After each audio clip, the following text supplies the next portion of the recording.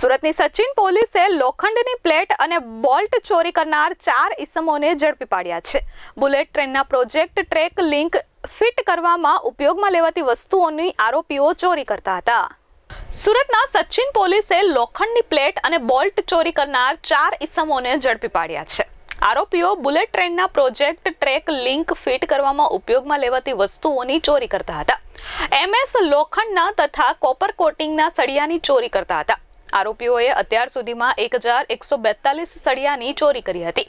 આ મામલે પોલીસ ફરિયાદ થતા પોલીસે 4 આરોપીઓની ધરપકડ કરી છે. પકડાયેલા આરોપીઓ પાસેથી પોલીસે મુદ્દામાલ રિકવર કર્યો છે. પોલીસે ચોરીના 2 ગુનાના ભેદ ઉકેલી કાઢ્યા છે.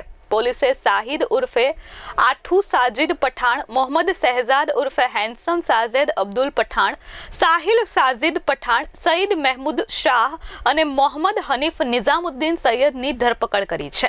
પોલીસે 1.14 લાખના સળિયા આરોપીઓ પાસેથી કબજે કર્યા છે. સચિન પોલીસ સ્ટેશનમાં 2 અનડિટેક ચોરીના અલગ અલગ ગુનાઓ દાખલ થયેલ છે. આ 2 અનડિટેક ગુનાઓ પૈકી એક ગુનો વક્તાણા ગામે જે બુલેટ ટ્રેનનો પ્રોજેક્ટ ચાલે છે, આ પ્રોજેક્ટમાં જે ટ્રેક જે લિંક કરવા માટે એક પ્લેટો વપરાય છે, એ પ્લેટ, એના સિવાય બોલ્ટ, પછી જે ઉપર કવર કરવા માટેના જે વાઇસર અને જાપાનીઝ કંપનીની સ્પ્રિંગ, એમ ટોટલ 3,52,121 રૂપિયાનો મુદ્દામાલની ચોરી થયેલી હતી, જે સંબંધે અનડિટેક ગુનો રજીસ્ટર કરવામાં આવેલો હતો. તે સિવાય એક બીજો અનડિટેક ગુનો રજીસ્ટર કરવામાં આવેલો છે. તેમાં સચિન હોજીવાલા ઇન્ડસ્ટ્રીયલ એસ્ટેટમાં એક ETP earthing and solution private limited company છે, તેના ગોડાઉનમાંથી લોખંડની પ્લેટ અને લોખંડના સળિયા એમ મળી અને કુલ 1,15,480 રૂપિયાના મુદ્દામાલની ચોરી થયેલી હતી. એ પણ ગુનો અનડિટેક હતો.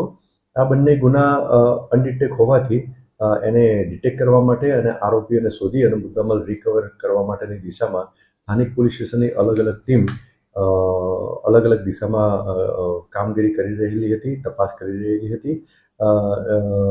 દરમિયાન સચિન પોલીસ સ્ટેશનમાં ફરજ બજાવતા ડિસ્ટાફના એક કર્મચારીને એક સ્પેસિફિક બાતમી મળેલી હતી કે સામરોદ ગામના 4 આરોપીઓએ આ ગુનો કરેલો છે. તો જે અનુસંધાને આ બાતમી આધારે બાતમી મળેલી હતી, એ 4 આરોપીઓને પોલીસ સ્ટેશન લાવી અને એમની પ્રાથમિક પૂછપરછ કરવામાં આવેલી. તો એમને ગુનાની કબૂલાત કરેલી હતી. આ 4 આરોપીઓ ના જે નામ આપને જણાવું તો એક આરોપી સાહિદ ઉર્ફે આઠુ સાજિદ પઠાણ, બીજો આરોપી મોહમ્મદ શહેજાદ ઉર્ફે હેન્ડસમ સાજિદ પઠાણ, ત્રીજો આરોપી સાહિલ સાજિદ પઠાણ અને ચોથો આરોપી શહીદ મહેમૂદ શાહ. આ 4 આરોપી સચિન પોલીસ સ્ટેશનના સામરોદ ગામના રહેવાસી છે. આ 4 આરોપીઓ પૈકી એક આરોપી મોહમ્મદ શહેજાદ ઉર્ફે હેન્ડસમ સાજિદ પઠાણ એ અગાઉ આ જે બુલેટ ટ્રેન પ્રોજેક્ટમાં અગાઉ સિક્યુરિટી ઓફિસર તરીકે ત્યાં કામ પણ કરતો હતો અને એ પછી ત્યાંથી એને નોકરી છોડી દીધેલી હતી. તો આ એક ટૂંકમાં જાણકાર હતો. અને આ 4 આરોપીઓની પૂછપરછમાં આ જે મુદ્દામાલ જે ચોરી કરેલો છે, એ એમણે એક લાજપોર ગામમાં રહેતા મોહમ્મદ હનીફ નિઝામુદ્દીન સૈયદ કરીને જે છે એને વેચેલો હતો.